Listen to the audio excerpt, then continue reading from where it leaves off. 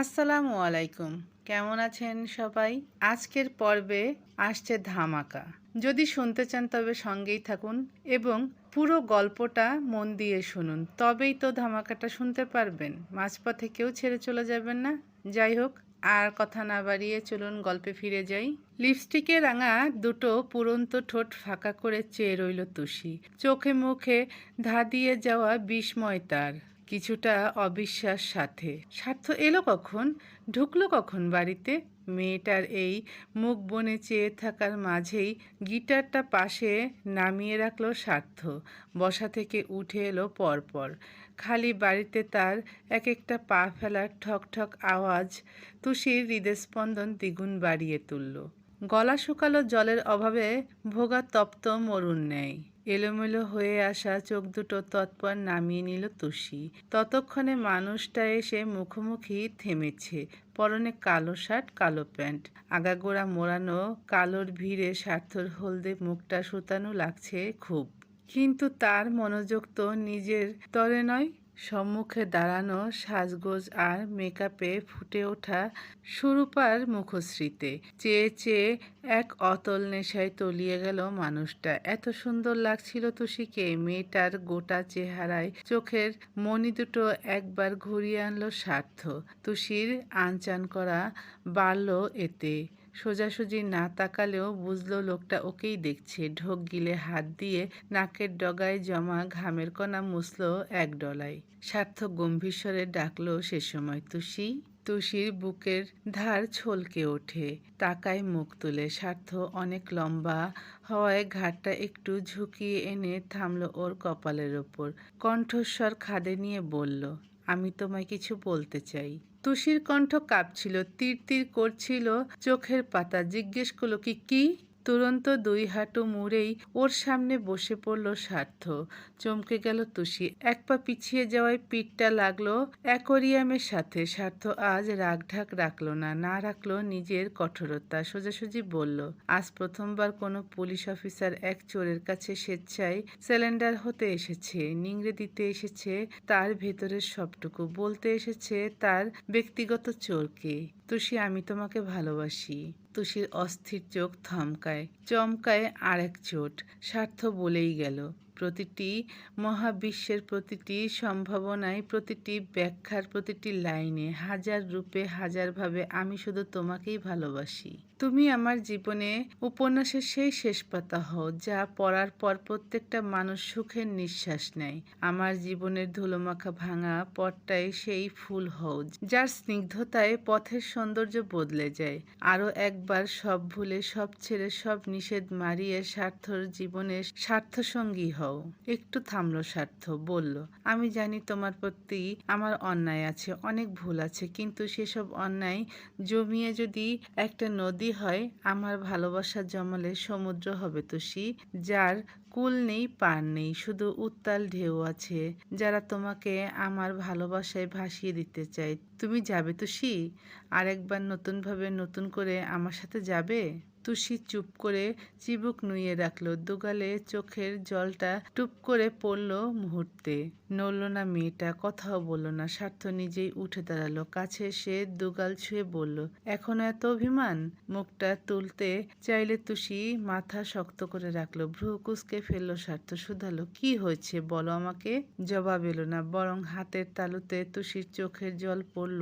স্বার্থ উদ্বেগ নিয়ে বলল, আমি সরি তো, সব কিছুর জন্য সরি। তোমাকে রাগের মাথায় যা যা বলেছি সেজন্য সরি, যখন যা কিছু নিয়ে কষ্ট দিয়েছি সেজন্য sorry, sorry for everything.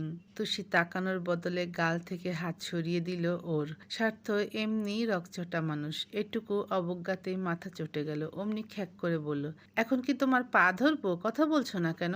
Tushi শক্ত চোখে চাইল, বলল, কি বলবো? বাড়ি ফাঁকা কেউ নেই, এই মুহূর্তে আপনি সরি বলছেন, আমি কি বলবো এটা নিয়ে? স্বার্থর কপাল গুছিয়ে যায়। কি, আগে তো সরি বলেননি? এক ঘরে থেকেও বলেননি, তাহলে আজ কেন বলছেন? নিশ্চয়ই এতদিন যা চেয়েছেন তা পাওয়ার সুযোগ এসেছে বলে। তুষির চ্যাটাং চ্যাটাং কথা স্বার্থ নিস্তব্ধ হয়ে বলল, তুমি আমাকে এমন ভাবো? না ভাবার কি আছে? আপনার মতো একজন পুলিশ অফিসার আমার মতো মূর্খ মেয়েটাকে হুট করে ভালোবেসে ফেললো? এত সহজ নাকি আমাকে ভুলিয়ে ভালিয়ে বিছানায় নেয়ার ফোন দিয়ে সব? স্বার্থর চেহারার রং বদলে গেল অমনি। এতক্ষণে শান্ত কোমল চোখগুলোয় দপ করে আগুন জ্বলে উঠল, কপালের শিরা দেখা গেল। প্রখর ক্ষুব্ধতায় চিবুক ফুটিয়ে দুম করে লাথি মারল অ্যাকোরিয়াম রাখা টেবিলের পায়ায়। তুষির বুক কাঁপে, গুটিয়ে যায়। অ্যাকোরিয়াম কাঁপতে কাঁপতে পড়তে নিলে ধরফর করে আগলে ধরে দুহাতে। ততক্ষণে হনহন করে বেরিয়ে গেল স্বার্থ, একেবারে সদর দরজা পেরিয়ে চলে গেল বাইরে। তুষির সারা মুখে অন্ধকার নেমে এলো সহসা। জিভ কেটে নিজের মাথায় নিজেই চড় মারল। এই রে, বেশি বলে ফেললো। বিটকেলটা ওর এতটুকু কথা সহ্য করতে পারে না। নিজে যে কত কি শোনায়। রাগ ভাঙাতে এসে নিজেই রেগে গেল। মা, বাইরে তো বৃষ্টি পড়ছে, এর ভেতরে যাচ্ছে কোথায় লোকটা? তুষি শাড়ির কুচি ধরে পিছু ছুটল অমনি, তবে স্বার্থ লম্বা পায়ের সাথে কুলোতে পারল না। ততক্ষণে সুইমিং পুলের লনে চলে গেছে সে। বাইরে প্রচণ্ড বৃষ্টি তখন। ঝড়ো হাওয়ায় বড় বড় গাছের ডগা দুলছে, একটার ওপর এসে হেলে পড়ছে আর একটা। তুষি উত্তেজনায় খেয়ালই করল না সারা বাড়ি অন্ধকার থাকলেও বাইরের উঠোন জোড়া ঝকঝকে আলো। ও ছুটল পায়ের গতি বাড়িয়ে। স্বার্থ সুইমিং পুলের পাড়ে থাকা বেঞ্চের ওপর বসেছে। শ্বাস প্রশ্বাসের গতি দেখে বোঝা গেল কি মারাত্মক চটেছে মানুষটা। তুষি ছাউনির তলে দাঁড়িয়ে যায়, হাত বাড়িয়ে ডাকে, শুনছেন? শুনুন না। স্বার্থ শুনল না, তাকালোও না। তুষি নিজেই আঁচলটা মাথার ওপর ধরে দৌড়ে এলো। ভিজে গেল মুহূর্তেই। বেঞ্চের পাশে দাঁড়াতেই মুখ ফিরিয়ে নিল স্বার্থ। তুষি মিনমিন করে বলল, মানে এগুলো আমার মনের কথা ছিল না, আমি আসলে মজা করছিলাম। চকিতে ফিরল স্বার্থ, তাজ্জব হয়ে বলল, মজা? কিন্তু আপনি তো উল্টো রেগে গেলেন। এত মাথা গরম? তারপর চোখ নুয়ে বলল, আমি একটু পরীক্ষা করতে চেয়েছিলাম, ভেবেছিলাম আপনাকে খেপাবো আর আপনি আমার কথা শুনে রেগেমেগে আবার আমাকে আগের মতো উল্টাপাল্টা কথা শোনান কিনা, তাহলে বুঝতাম আপনি ভালো হননি। স্বার্থ আশ্চর্য চোখে চেয়ে রইল কিছু পল, তবদা খেয়ে গেছে। তুষি হাতের আঙ্গুল কসলাতে কসলাতে বলল, সরি। অমনি ঝট করে দাঁড়িয়ে গেল ও। কিসের সরি? হ্যাঁ, কিসের সরি? তুষি কেঁপে উঠল, তাকালো বড় বড় চোখে। স্বার্থ বলল, তুমি আমার চরিত্র নিয়ে আঙ্গুল তুলেছ, ঘুরিয়ে পেঁচিয়ে আমাকে ক্যারেক্টারলেস বলেছ, যেখানে আমি একটা প্রেম করিনি কখনো, কোনো বাজে রেকর্ড আমার নেই।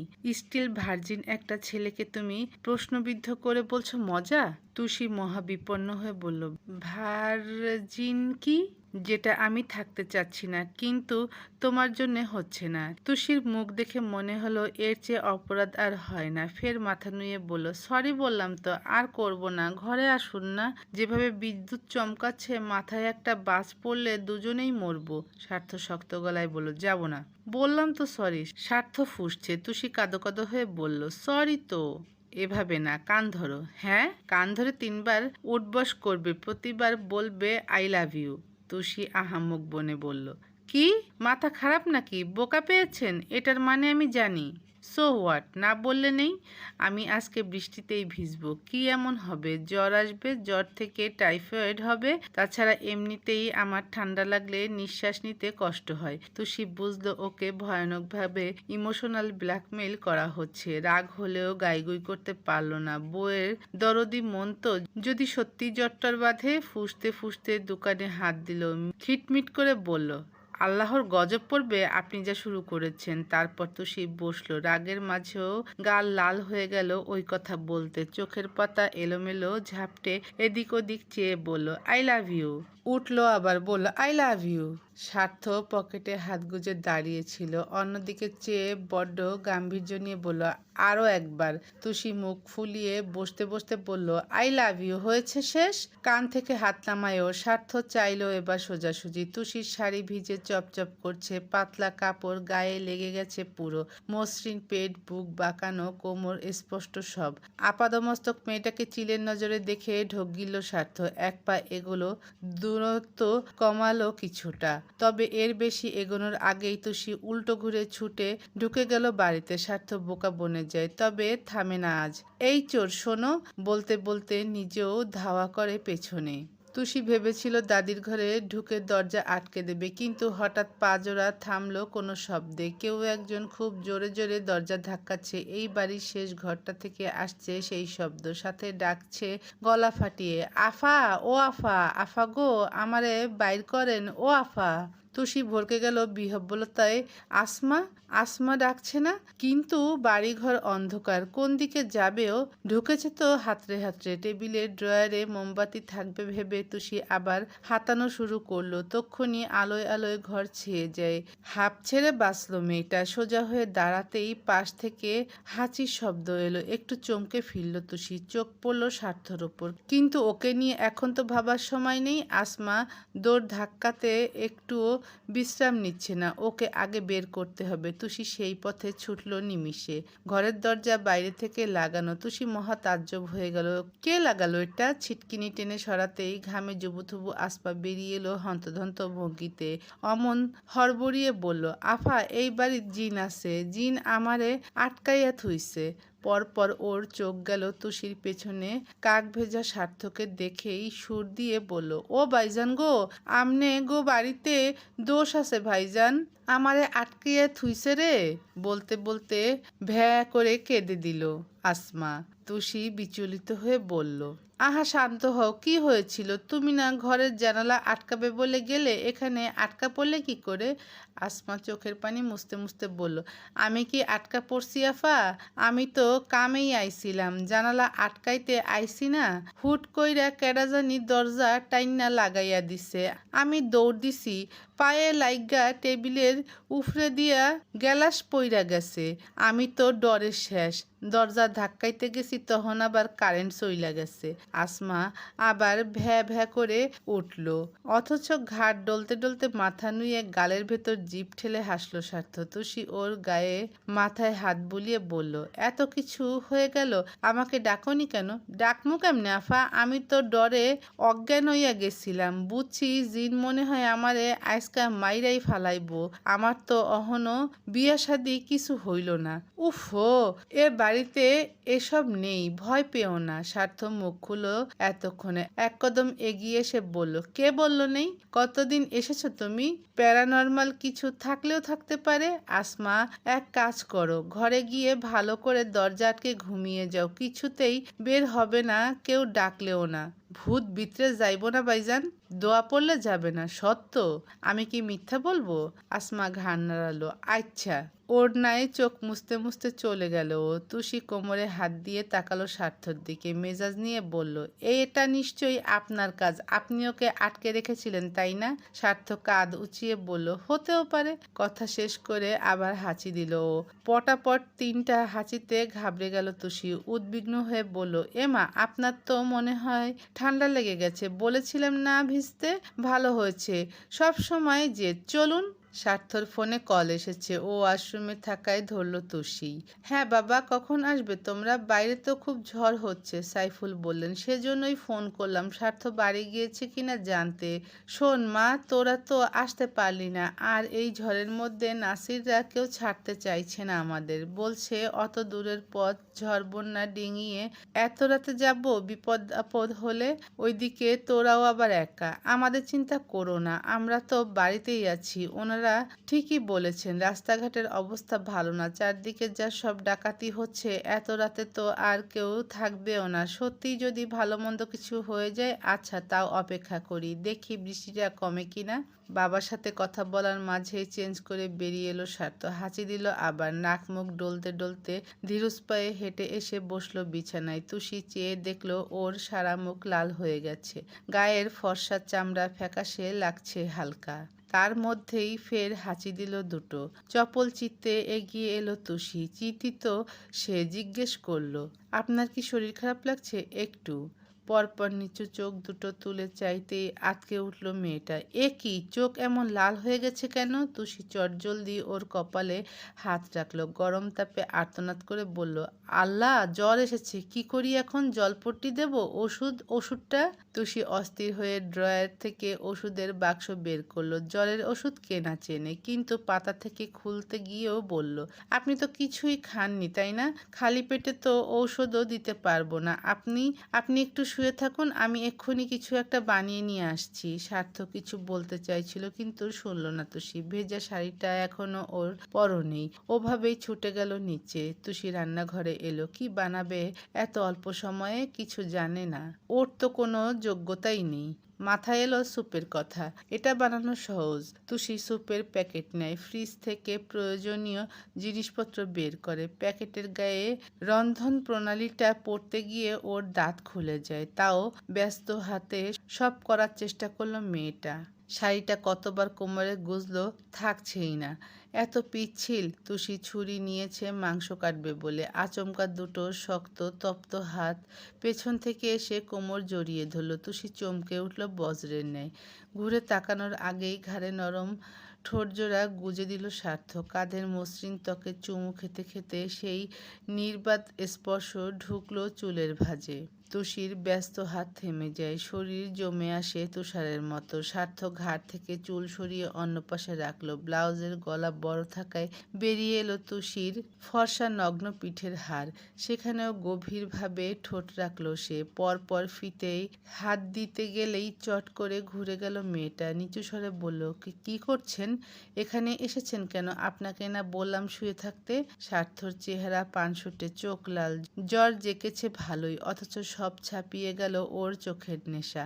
কামনার এক অদম্য জোয়ারে ফেঁপে উঠল সব। কথা ছাড়াই আচমকা তুষিকে সানসেটের গায়ে ঠেসে ধরল সার্থ। তোরে কয়েকটা বাসন নিচে পড়ে গেল। গলায় নাক ঘষতেই চোখ খিচে ওর কাঁধের শার্ট খামচে ধরল তুষি। কি উত্তপ্ত স্পর্শ এটা!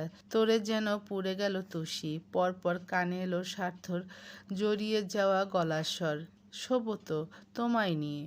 তুষির নিঃশ্বাস ভারী, লজ্জায় ওষ্ঠাগত প্রাণ। খুব কষ্টে মানুষটাকে ঠেলে সরালো নিজের থেকে। ঢোক গিলে বলল, আপনার জ্বর কি বেড়েছে? সার্থ অমনি ওর ঠোঁটের ওপর আঙ্গুল চেপে ধরল, লাল চোখ রাঙিয়ে বলল, আজ কোনো কথা বলবে না তুষি? যাই হোক চুপ থাকবে। কেন, কি হবে? সার্থ স্বীয় বৃদ্ধাঙ্গুলটা ওর ঠোঁটে স্লাইড করলো। আরেক হাত নিঃসংকোচে ঢুকলো শাড়ির ভাঁজে, কোমর খিচে টেনে এনে শীর্ণ শরীর মেশালো বুকের সাথে। বলল ভনিতাহীন, যা আরও আগে হওয়ার কথা। তুষির হাত পা কাঁপছে, নেমে যাচ্ছে শ্বাস। লজ্জায় চোখ তোলা দুঃসহ। সার্থ এক আঙ্গুলে ওর নত চিবুক তুলে আনে। চোখটা বুজে নেয় তুষি। নাকের ডগায় চুমু খায় সার্থ। হিসিসে কণ্ঠ নামিয়ে বলে, তোমাকে একবার ছুলে নিজেকে আর আটকানো যায় না। তার ওপর শাড়ি পরেছ, ভেজা শরীরে ঘুরছো আমার সামনে। So you are the reason I am losing my control tonights. তুষির গলা বসে গেল। কোনো রকমে বলল, আপনার শরীর মনে হয় বেশি খারাপ লাগছে। তখনই ঝট করে মেয়েটাকে দুহাতে তুলে ফেলল সার্থ। তুষির মাথা শুদ্ধ অবশ হয়ে যায়, হাত পা নাড়ানোর শক্তি হারায় সঙ্গে। নামাতে বলবে না, ছটফট করবে। বিকল মাথায় কিছু যেন এলো না। সার্থর সারা শরীর আগুনের মতো গরম। যে কেউ বুঝবে জ্বর এসেছে কতটা। অথচ দিব্যি একটা আস্ত মেয়ে মানুষ কোলে নিয়ে 22টা সিঁড়ি বেয়ে উপরে উঠল সে। ঢুকলো নিজের ঘরে। দরজাটা পা দিয়ে ঠেলতেই খট করে শব্দ হয়। সেই শব্দে যেন হুঁশ ফিরল তুষির। অমনি নড়েচড়ে উঠল মেয়েটা, অথচ ভালো করে তাকানোর আগেই ওর ভেজা শরীরটা উড়ে এসে আছড়ে পড়ল খাটে। একরকম ছুঁড়ে ফেলেছে সার্থ। মেয়েটার মুখ শুকিয়ে গেল। মানুষটার মনে কি আছে ভেবে। তুষি বসে বসে দুহাতের ভরে পিছিয়ে যেতে নেয়, অমনি ওর এক পায়ে হ্যাঁচকা টান মেরে শুইয়ে দিল সার্থ। মাথাসহ শরীরখানা সপাটে বিছানায় লেপ্টে গেল তুষির। কিছু বোঝার আগেই ওই শীর্ণ দেহের ওপর বলিষ্ঠ শরীরটা সমেত আছোয়া হলো সার্থ। ওর দুই হাত নিয়ে ক্রস চেপে ধরল মাথার ওপর। তুষি ছটফট করে বলল, এটা তো কথা ছিল না। আপনি না বললেন কিছু?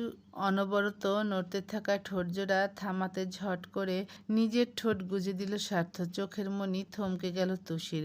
এক আদিম গভীর দমবন্ধকর চুমু শেষে মাথা তুলল স্বার্থ। একটু সুযোগ দিল মেয়েটাকে শ্বাস নেয়ার। তুষি হাঁপাচ্ছিল, তবে ধাতস্থ হতে পারল না। কিছু বলতে যায়, স্বার্থ চুমু খায় ফের। তবে ছোটখাটো এটা। পরপর এক হাত দিয়ে ওর কপালে চুল গুছিয়ে দিতে দিতে বলল, এত কথা বলো কেন?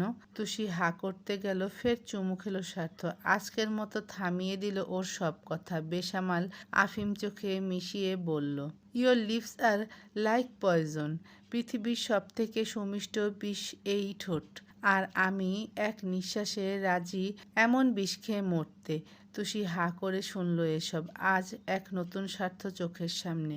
উন্মাদ, অশান্ত আর অস্থির খুব। যে আজ ওকে পাওয়ার যুদ্ধে জিততে মরিয়া। স্বার্থ বরফ ছুরির মতো ঠান্ডা চোখটা মেলে চেয়ে রইল 2 সেকেন্ড। তারপর আর থামল না। উদ্ভ্রান্তের ন্যায় ফের ঠোঁট বসালো ঘাড়ের ভাঁজে। ভয়ানক দাঁতের প্রহারে যন্ত্রণায় চোখ বুজে নিল তুষি। কার্নিশ ছুঁয়ে এক ছোটা জল বেয়ে নেমে বালিশে গিয়ে লাগলো। স্বার্থর হাবভাবে মনে হলো কদিনের ক্ষুধার্ত বাঘ সদ্য হরিণ শিকার করেছে। তুষি হাত পা ছেড়ে দিল এবার। গুঙিয়ে উঠল আস্তে। কানে এলো মাদক মেশানো শিরশিরে স্বর, আমি আজ ঝড় হব। কষ্ট হলেও একটু সামলে নিও তুষি। স্বার্থ বুকের উপর থেকে শাড়ির আঁচলটা এক থাবায় সরিয়ে আনতেই মেরুদণ্ড বেয়ে একটা শীতল স্রোত নেমে গেল তুষির। বুঝে নিল ধরা দেওয়ার সময় এসেছে আজ। ছাড়া পাওয়ার কোনো উপায় নেই। মানুষটার ছোঁয়া বাড়ছে। খসখসে অবাধ্য হাত চলে যাচ্ছে নিষিদ্ধ কোনো স্থানে। তার ঠোঁটের স্পর্শে ডুবছে ওর শরীর। দাঁতের প্রহার পড়ছে বারবার। বুকের সেই তিলটা অবধি দগ্ধ হলো তাপে। লোমকূপও নিস্তার পেল না। এই স্পর্শ যেন মরণঘাতী অস্ত্র। দম আটকে মরছিল তুষি। অথচ ভালোবাসার তৃষ্ণায় ওকেও আজ সায় মেলাতে হলো। ভেসে যেতে হলো স্বার্থর অদম্য অসভ্য আদরের সাথে। এতগুলো দিনের সব মনোমালিন্য ধুয়ে মুছে সাফ হওয়ার সঙ্গে এই প্রথমবার দুটো শরীরই ভাষা একে অন্যতে মিশে গেল আজ। নেশায় নেশায় মাতাল হয়ে পড়ল দুজন। তুষির ভেতরের মেয়েলি উত্তালতা ঠিকরে এলো বাইরে। সারা ঘরময় তারা ফিসফিস করে বলল, বাতাসে গুনগুন এসেছে ফাগুন, বুঝিনি তোমায় শুধু ছোঁয়ায় এত যে আগুন।